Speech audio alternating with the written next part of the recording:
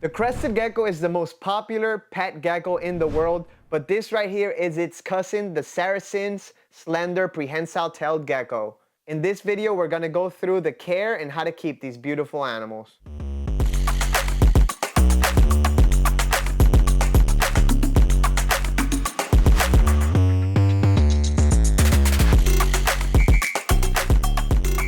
Oh, wait. Is he pooping?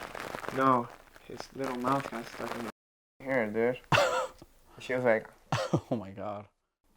So the slender prehensile-tailed geckos don't have as much variety as some of the other New Caledonian gecko species, but right here on my hands, I have a blonde version, which is like the plain or the more normal version of the Saracinorums. And in my hand, we have what we call the white collar. The white collar is determined by the white lines that are around the neck and also the spots. This guy is actually a really good example of one because it is so bold.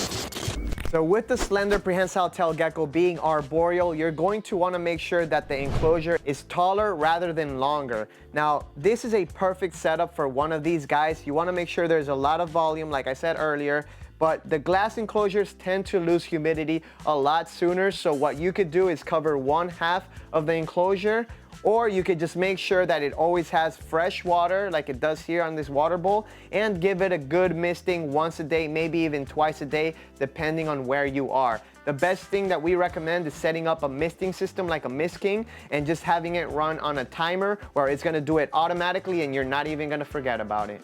Now, these Saracens slender prehensile-tailed geckos come from the island of New Caledonia. This is an island that's east of Australia. It is very well known for all the gecko species that come out of there. We love that island, obviously. This species of geckos is very, very rare. It's typically not very common for somebody to see these guys in the wild. We have been able to captively breed them for a lot of years now. These guys are readily available, but they're not as common as crested gargles or even Leachianus geckos.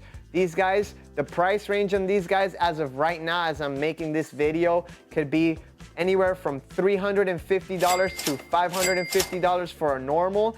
And the white collars can go anywhere from $700 to in the thousands of dollars. They have been going up in price right now, but they are well worth it. I love the way these guys look, and it's a must-have in any New Caledonian species collection. All right, so there are different ways to set up your Sarasinorum gecko. Now, I keep most of my geckos in tubs because it is the easiest and most effective way to keep and breed them, but you could also keep them in a glass enclosure. Now, like the other New Caledonian geckos, you're going to want to provide a lot of foliage, a lot of branches and cork bark for them to hide in and climb around because they are arboreal. And you see this big thick tail, they use this as a prehensile tail, like an extra limb, to help themselves when they're falling through the branches or climbing around in their enclosure. So they're definitely going to want to be able to exercise that tail, and you're not going to want to have a bare enclosure.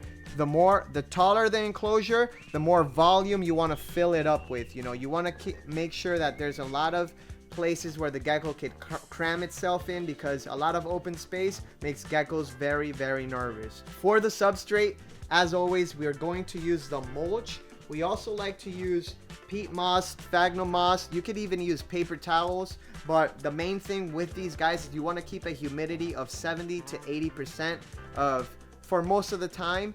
Now, the temperature is what makes these guys so easy. These guys do great at room temperature. Anywhere from 72 to 80 degrees is perfectly fine.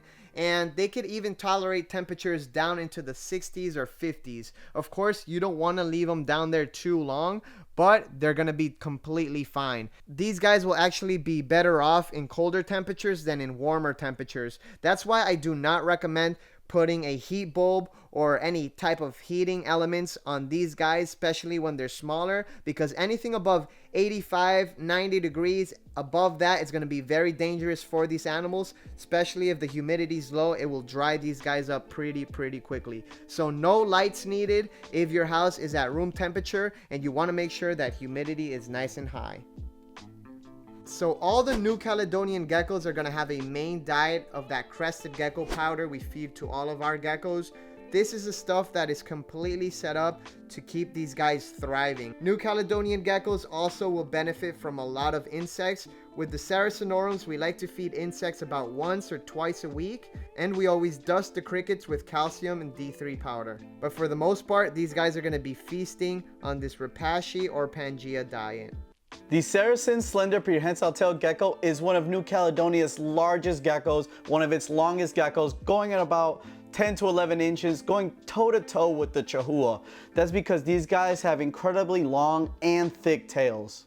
If you guys enjoy our content, make sure you follow us on all of our other social media platforms. We got it all: Instagram, TikTok, Snapchat, all TikisGeckos. And make sure you hit the bell icon up above so you know as soon as we post a bunch of new videos.